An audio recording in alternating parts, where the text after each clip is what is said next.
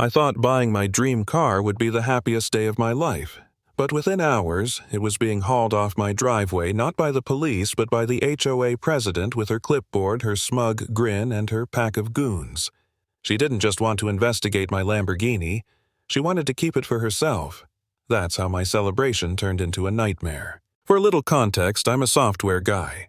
Spent a decade grinding 18-hour days, cheap noodles, endless caffeine building an app nobody believed in except me. It finally hit big, and for the first time in my life, I could breathe. First thing I did, bought a house in a neighborhood with one of those British-sounding names, Coventry Hills Estates. Perfect lawns, perfect mailboxes, and a level of quiet so deep it felt fake. I was the only black guy on the block, and while most of the neighbors waved or nodded, it never felt natural, like I was a guest in my own home. Still, it was mine, my sanctuary. And on top of that house, I wanted my crown jewel, a 2023 Lamborghini Verde Mantis Green, the poster I'd had taped to my wall since I was 12. The day it showed up was like Christmas morning times 1,000. Flatbed truck, sleek black cover, and then, boom, this neon green beast in my driveway catching sunlight like a jewel. I stood there grinning like a kid running my hand across the sharp lines, soaking in the smell of fresh leather. For 5 perfect minutes, nothing could touch me. Then the curtains started twitching. Neighbors peeking out frowning like I'd just dropped a UFO on their beige little world. I waved, they disappeared. The air shifted, but I told myself, whatever, this is my dream. That's when I saw her. Karen Davidson. Late 50s, perfect blonde helmet hair, dressed in white tennis clothes like she'd just stepped out of a catalog. Sunglasses big enough to cover half her face, clipboard in hand like it was Excalibur. I'd heard whispers she was the HOA president, the queen bee, the self-declared guardian of property values. Realtors even warned me, keep your grass exactly 3 inches, never leave trash cans out past 6, and maybe, just maybe, you'll survive her. She didn't even say hi, just marched around my car glaring like it was something dirty. I stepped out, tried to play it cool. Morning. Beautiful day, isn't it?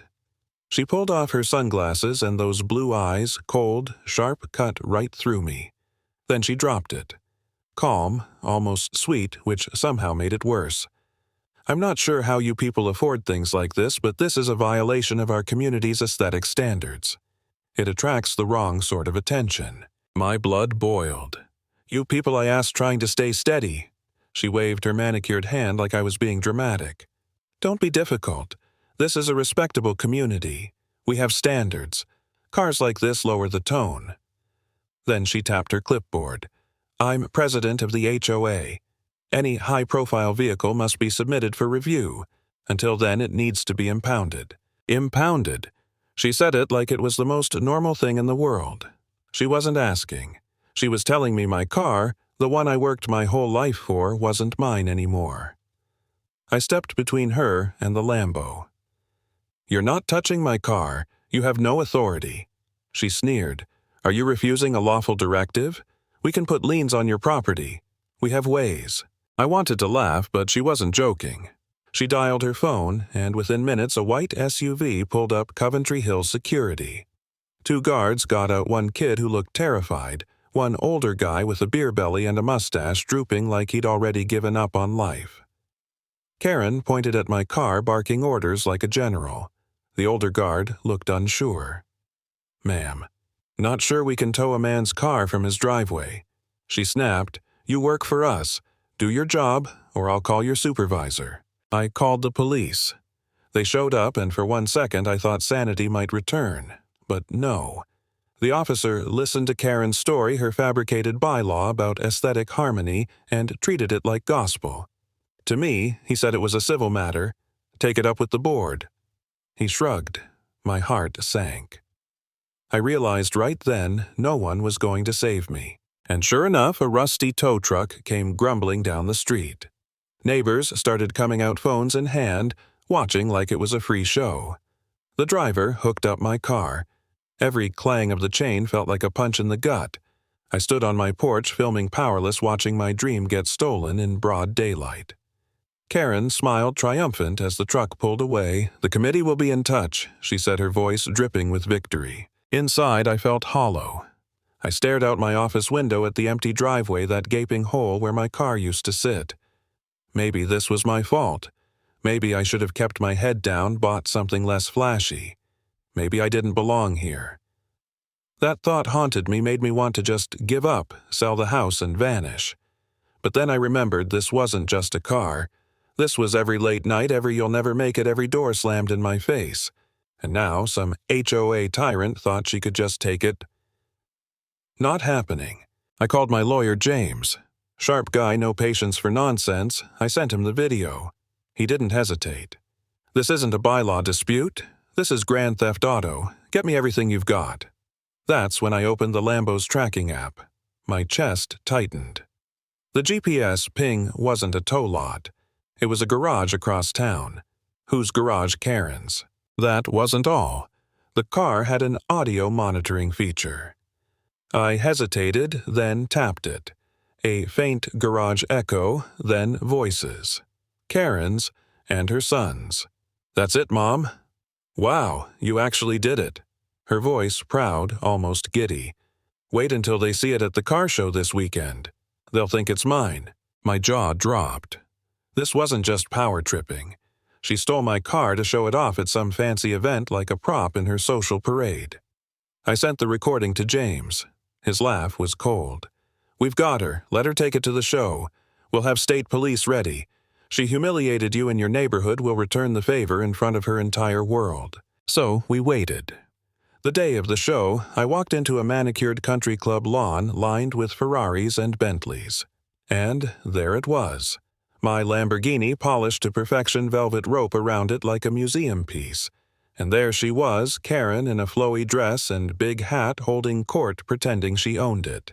Her son grinned beside her, proud as could be. I stepped up to the rope. Her son noticed me first. His smile vanished. "Mom." She turned, saw me, and fury twisted her face. "What are you doing here?" she hissed. I ignored her, looked her son dead in the eye. "Is this your car?" he stammered. "It's my mother's." I turned to her. "Is this your car?" She squared her shoulders. "None of your business. Leave now." I raised my voice just enough for the crowd. Funny, because this car was stolen from my driveway 3 days ago, and I have the video to prove it. Gasps rippled through the onlookers. Karen tried to laugh it off. "He's delusional, harassing me," but that was the cue.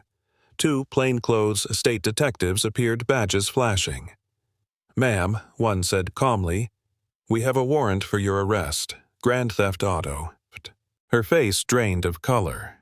"Arrest me. This is absurd. This is my car."